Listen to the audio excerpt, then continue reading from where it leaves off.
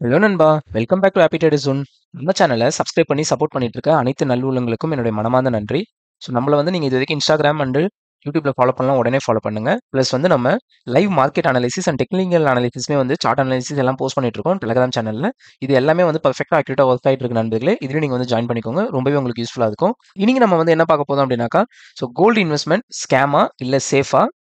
Gold இன்வெஸ்ட்மெண்ட்ஸ்ல இருக்கிற dark சைட தான் இன்னைக்கு வந்து நம்ம வந்து எக்ஸ்போஸ் பண்ண போறோம். அது மட்டும் இல்லாம, நீங்க வந்து கோல்டு வந்து வாங்கலாம்னு இருக்கீங்களா? இல்ல ஆல்ரெடி கோல்டு வச்சிருக்கீங்களா? அப்படின்னாக்கா, இந்த வீடியோ கண்டிப்பா உங்களுக்கான வீடியோ தான்.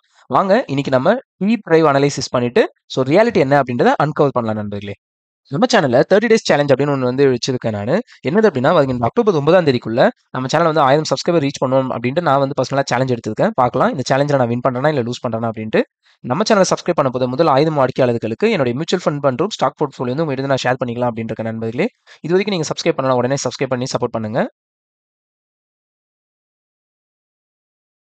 கோல்ட்னா சேஃப்னு எல்லாரும் நம்புறாங்க.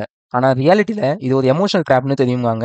ஏன் அப்படி நம்ம சொல்றோம் அப்படின்னாக்கா, நம்ம கல்ச்சரல்ல கூட பார்த்தீங்கன்னாக்கா, கோல்டுனாலே வந்து சென்டிமென்டலாவே வந்து அதுக்கு வேல்யூ வந்து ரொம்பவே அதிகம். ஆனா கல்யாணம், ஃபெஸ்டிவல், ஈவென்ட், சேவிங்ஸ்ன்னு சொல்லி எல்லா தீம்லயுமே பார்த்தீங்கன்னாக்கா, கோல்டுலயே தான் வந்து எல்லாருமே வந்து இன்வெஸ்ட்மென்ட் பண்ணிக்கிட்டு இருக்காங்க. ஆனா ஃபினான்ஷியல் வேர்ல்ட்ல கோல்டு வந்து ஒரு பெரிய ரிஸ்க் இருக்குன்னு சொன்னா யாருமே நம்ப மாட்டாங்க. அது என்ன ரிஸ்க்? அதுல என்ன மேனிபுலேஷன்ஸ் நடக்குது? எவ்வளோ ஃபேக்கான வந்து இதெல்லாம் நடக்குதுன்றது தான் வந்து நம்ம இந்த வீடியோல இது பண்ணியிருக்கோம். ஸோ இப்போ வந்து பார்த்தோம் அப்படின்னாக்கா, கோல்டுல வந்து நெறைய ஃபேக் கேஸஸுமே வந்துகிட்டு இருக்கு. அதனாலேயே பார்த்தீங்கன்னாக்கா, நெறைய இன்வெஸ்டர்ஸ்க்கு வந்து கோல்டுல வந்து இருக்கிற ஒரு ட்ரஸ்ட் வந்து கம்மியாயிட்டு தான் இருக்கு. ஆனாலுமே வந்து ஒரு எமோஷனல் சேஃப்டிக்காக பார்த்தீங்கன்னாக்கா, கோல்டு தான் வந்து ஓகே அப்படின்னு தான் அவங்க வந்து நெனைக்கிறாங்க. ஆனா ஃபினான்ஷியல் சேஃப்டிக்கு வந்து கோல்டு வந்து ஒரு பெரிய டேஞ்சரஸ்ன்னு தான் நம்ம வந்து பார்க்கணும். ஏன்னா வந்து கோல்டு வந்து இன்வெஸ்ட்மென்ட் ப்ராடக்ட்டாவே நம்ம வந்து பார்க்க முடியாது.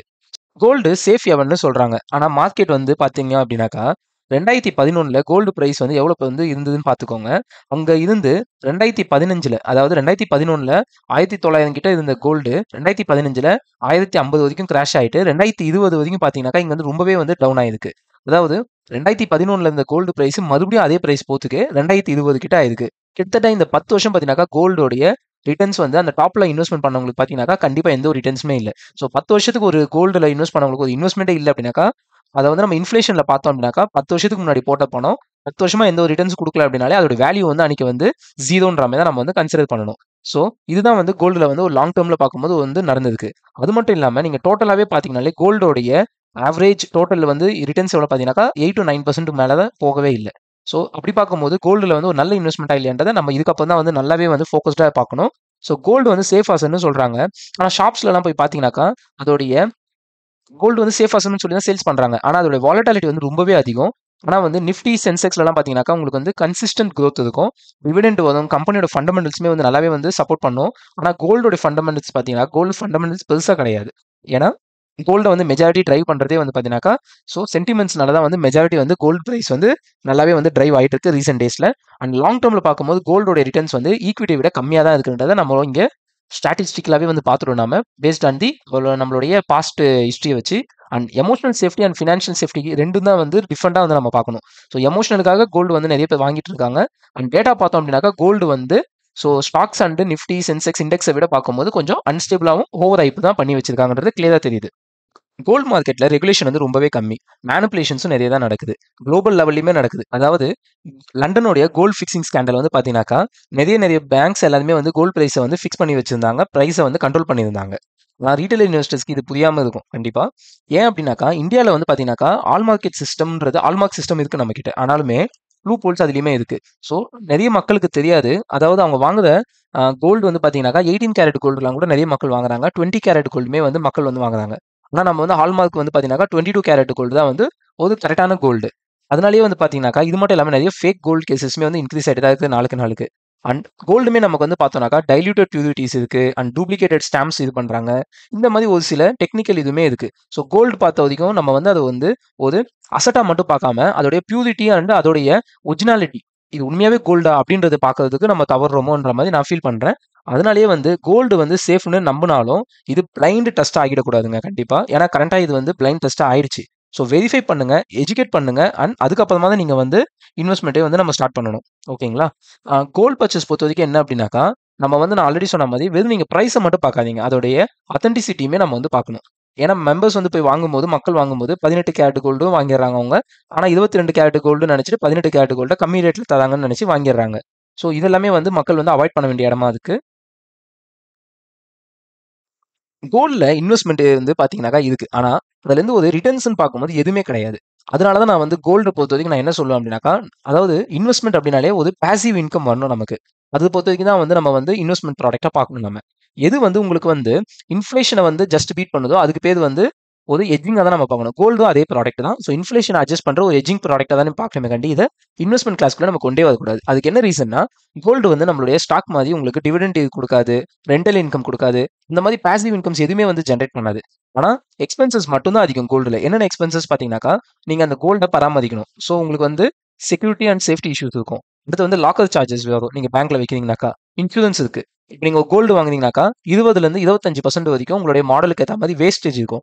1,00,000க்கு வாங்க வேண்டிய கோல்ட நீங்க வந்து 1,25,000 குடுத்து வாங்குற மாரி ஆகுது. இப்ப இதுவே பாருங்க, உங்களுடைய நீங்க ஒரு கோல்ட வாங்கும்போதே உங்களுடைய 20% வந்து எக்ஸ்ட்ரா நீங்க பே பண்றீங்க. பிரீமியம் வந்து எக்ஸ்ட்ரா குடுத்து வாங்குறீங்க. ஆனா, இதுவே வந்து பார்த்தீங்கன்னாக்கா, ரியல் எஸ்டேட் அப்டின்னாக்கா உங்களுக்கு வந்து ஒரு ரெண்ட் வரும். ஸ்டாக் அப்டின்னாக்கா உங்களுக்கு டிவிடெண்ட் வரும். பிளஸ் கேபிட்டல் அப்ரிசியேஷனும் இருக்கும் உங்களுக்கு. அண்ட் சேஃபும் கூட. எந்த விதத்துல சேஃப் அப்டின்னாக்கா, உங்களுடைய ஸ்டாக் உங்க நேம்ல இருக்கிறத யாரும் திருட முடியாது. அந்த விதத்துல இது வந்து சேஃப். ஆனா கோல்ட்ல வந்து பார்த்தீங்கன்னாக்கா, ரிட்டர்ன் ஆன் இன்வெஸ்ட்மெண்ட்ட விட உங்களுக்கு வந்து ரிட்டர்ன் வந்து ரொம்பவே கம்மியா தான் இருக்கும் கோல்ட்ல. ஏன்னா அதுதான் வந்து இதுவரைக்கும் கோல்டுடைய டோட்டல் பார்த்தாலே 8லேருந்து 9% தான் இருக்கு.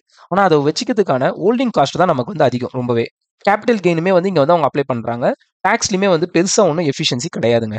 அண்ட் இப்போ வந்து பார்த்தோம் அப்படின்னாக்கா, கோல்டு வந்து பொறுத்தவரைக்கும்னாக்கா ஒரு டெட் அசெட்டா தான் நம்ம வந்து பார்க்கணும். அன்டில் பிரைஸ் வந்து இன்கிரீஸ் ஆகாத வரைக்கும். ஓகேங்களா? ஸோ உங்களுக்கு வந்து எவ்வளோக்குள்ள தான் கோல்டு வாங்கி நம்ம போட்டுக்க முடியும். எல்லாமே ஆர்னமெண்ட்டா வாங்கி போட முடியாது. ஸோ நீங்க வேணுன்ற கோல்ட வாங்கி ஆர்னமெண்ட்ஸ் வாங்கிட்டீங்க அப்படின்னாலே, நெக்ஸ்ட் நீங்க இன்வெஸ்ட்மெண்ட்ஸ் அப்படின்ற மாரி பார்க்கும்போது, அது வந்து ஒரு டெட் அசெட் தான். வீட்ல அது பாட்டுன்னு பீரோல இருக்க போது, பிரைஸ் இன்கிரீஸ் ஆனா இன்கிரீஸ் ஆகும். கீழ போனா போகும். அந்த மாரி தானே கண்டி. ஸோ அது வந்து எந்த ஒரு ரெவென்யூவும் வந்து ஜெனரேட் பண்ணாது. இதே ஒரு ஸ்டாக் அப்படின்னா அது ஒரு கம்பெனி. அந்த கம்பெனி நல்லா பெர்ஃபார்ம் பண்ணும்போது நெறைய ரெவென்யூஸ் வந்து கம்பெனிக்கு ஜெனரேட் பண்ணும். ஆப்வியஸா அது வந்து ஷேர் ஹோல்டர்ஸ் ஆன நமக்குமே அது வந்து நம்மளோட இதுலயுமே வந்து அது ப்ராஃபிட்டபிள் இதுல தான் நம்ம வந்து அத பார்க்கணும். கோல்டுக்கு எமோஷனல் வேல்யூ வந்து ரொம்பவே அதிகங்க. அதனால தான் பார்த்தீங்கன்னாக்கா, எல்லாருமே வந்து கோல்டு பின்னாடியே வந்து நெறைய பேர் வந்து கோல்டு எப்ப வாங்குனாலும் இதுவாகும், எப்ப வாங்குனாலும் இதுவாகும்னு சொல்லுவாங்க. அது உண்மதாங்க. ஏன்னா வந்து கோல்டு நீங்க எப்ப வாங்குனாலும், கோல்டு வந்து அந்த இன்ஃப்ளேஷன் அட்ஜஸ்டடா இருக்கும். ஆனா, நம்மளுடைய பணம் வந்து நமக்கு வந்து பல மடங்கு ஆனா மட்டும் தான் நம்மளுடைய ஃபியூச்சர வந்து நம்ம வந்து இன்ஃப்ளேஷன் மட்டும் நம்ம அட்ஜஸ்ட் பண்ணா பத்தாது. நம்ம ரிட்டர்ன்ஸும் நெறைய எடுக்கணும். அதனால நீங்க வந்து கோல்டு வந்து பார்க்கும்போது, ஸோ வந்து நம்ம வந்து வாங்கலாம். பட் வேணுன்ற அளவு மட்டும் வாங்கிட்டு, ரொம்பவே அதிகமா இது பண்ணாத மாரி பார்த்துக்கலாம். ஸோ இப்போ நமக்கு தீபாவளிலாம் கூட வருது. ஸோ கோல்ட் ஷாப்ஸ்லாம் பார்த்தீங்கன்னாக்கா, கூட்டம் வந்து அதிகமா தான் போயிட்டுருக்கு. ஆனா யோசிச்சுக்கோங்க, 20% வரைக்கும் நீங்க வந்து ஜிஎஸ்டி அண்ட் செய்கூலி, சேதாரம் சொல்லிட்டு எக்ஸ்ட்ரா சார்ஜஸ் எல்லாமே பண்றாங்க. பிளஸ் இப்போ கவர்மெண்ட் வந்து ரூலும் கொண்டு வந்துட்டாங்க. அந்த செய்கூலி, சேதாரத்துக்கு ஒரு தனி ஜிஎஸ்டி. நீங்க வாங்குற கோல்டுக்கு ஒரு ஜிஎஸ்டி 3%. அண்ட் நீங்க தரப்போற செய்கூலி, சேதாரத்துக்கு ஒரு ஜிஎஸ்டி 5%ன்னு சொல்லி இப்போ அதையும் வந்து கொண்டு வந்துட்டாங்க. ஸோ இந்த மாரி எல்லாமே வந்து பார்த்தீங்கன்னாக்கா, நெறைய வந்து ஸ்ட்ரிஞ்சன்ட் தான் பண்ணிட்டு இருக்காங்க ஸோ அதனால வந்து பார்க்கும்போது, நீங்க வந்து உங்களோட ஃபினான்ஷியல் பொறுத்தவரைக்கும் என்னன்னாக்கா, ஒரு ஒன் சைட் பயாஸ்டாவே இருக்கக்கூடாது. ஃபுல்லாத்தையும் வந்து கோல்ட்லயே வந்து போடாதீங்க. ஜஸ்ட் சென்டிமென்ட்க்காக மட்டும். ஸோ நீங்க வந்து போர்ட்ஃபோலியோ வந்து பொறுத்தவரைக்கும் என்னன்னாக்கா, நம்ம வந்து டைவர்சிஃபை பண்ணணும். எமோஷன்ஸ் அவாய்ட் பண்ணணும். அண்ட் இன்வெஸ்ட்மென்ட் பொறுத்தவரைக்கும் என்னன்னாக்கா, நம்ம வந்து ஸ்ட்ராட்டஜிக்கலா இருக்கணுமே காண்டி சென்டிமென்டலா இருக்கக்கூடாதுங்க. ஸோ அதனால நீங்க கோல்டு வந்து பர்ச்சேஸ் பண்றீங்க அப்படின்னாக்கா, அது உங்களுடைய ஃபினான்ஷியல் கோலா, இல்ல உங்களுடைய ஃபேமிலி பிரஷர் ஆர் ட்ரெடிஷனுக்காக மட்டும் நீங்க வாங்குறீங்களான்றத யோசிங்க.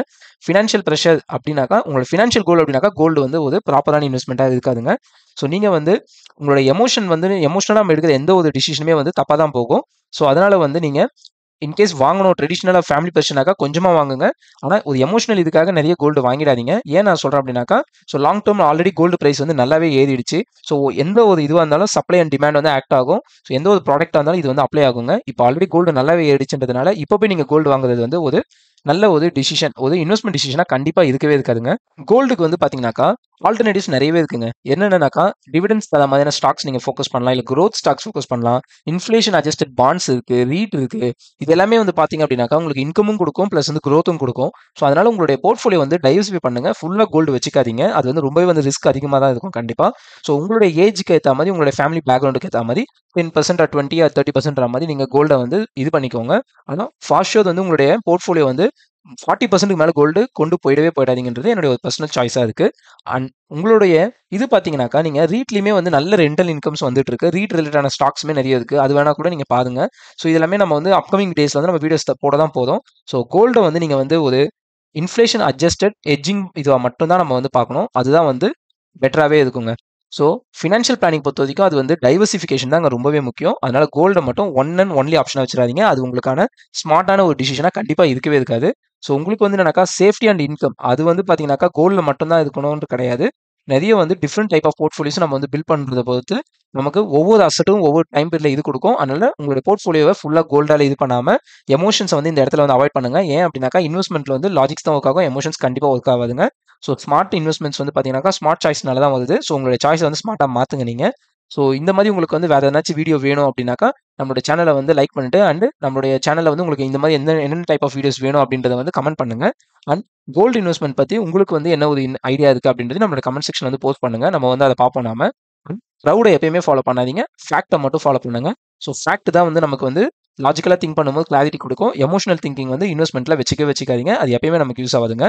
இந்த வீடியோ உங்களுக்கு பிடிச்சிருந்துனாக்கா லைக் பண்ணிட்டு உங்களுக்கு நெக்ஸ்ட் எந்த மாதிரி கண்டென்ட் வேணுன்றதை நம்மளோட சேனலோட கமெண்ட் பண்ணுங்க. ஸோ நன்றி நண்பர்களே.